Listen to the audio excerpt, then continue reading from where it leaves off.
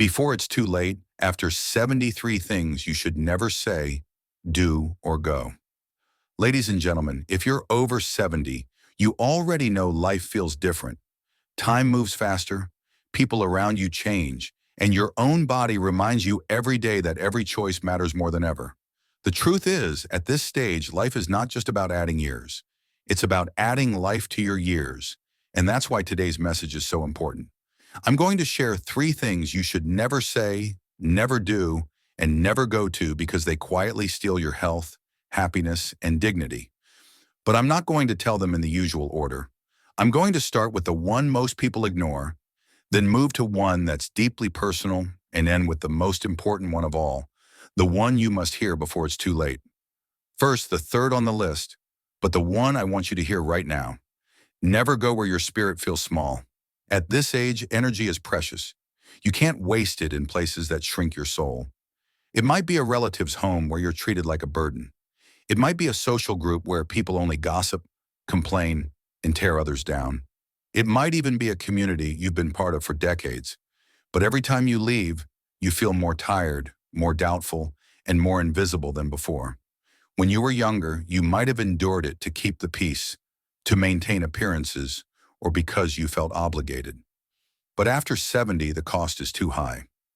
Every time you step into a place that steals your joy, you are spending one of the limited days you have left on earth in misery, and you can't buy those days back. Your surroundings shape your spirit, and your spirit shapes your health. Studies have shown that seniors who maintain positive social environments live longer, recover faster from illness, and enjoy better memory. So before it's too late, remove yourself from places where your soul is dimmed and instead go where you feel seen, valued, and alive. Next, to the second on the list, never do what breaks your body for the sake of pleasing others. You've spent decades working, serving, helping, lifting, caring, and sacrificing. You've already paid your dues. Now, the worst mistake would be to ignore your body signals just to avoid saying no.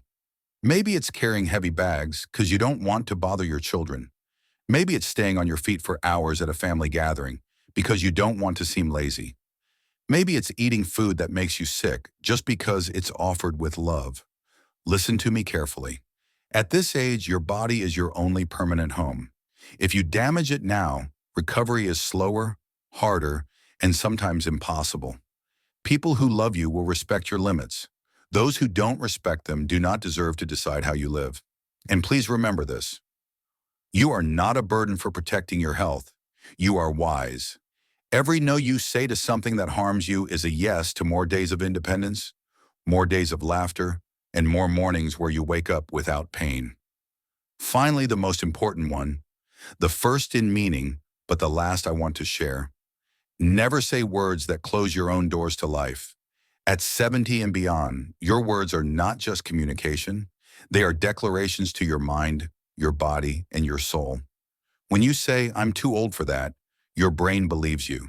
When you say, it's too late for me, your heart slows down its dreams. When you say, I can't, your body stops trying. I've seen elders in their 90s learn new skills, travel to new countries, and start new hobbies. Not because they had more energy than others, but because they never told themselves they couldn't. The most dangerous prison is the one you build with your own words. Instead of shutting doors with sentences of defeat, open them with words of possibility.